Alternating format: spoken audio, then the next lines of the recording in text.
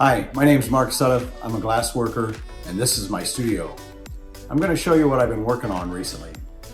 These pieces are part of the Halo series. Very thick blown glass. Once they're cold, I cut them, grind and polish them, engrave them. They're about depth and transparency, reflection and refraction, all those physical properties that make glass what it is. Here we have a couple of the anklets.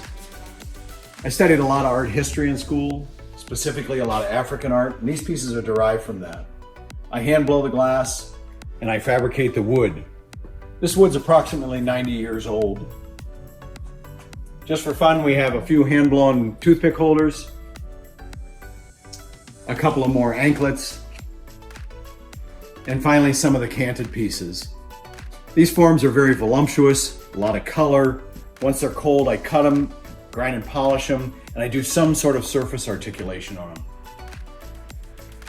Thanks for stopping by the studio. If you want to contact me, you can get me through email or by phone 216-401-0680.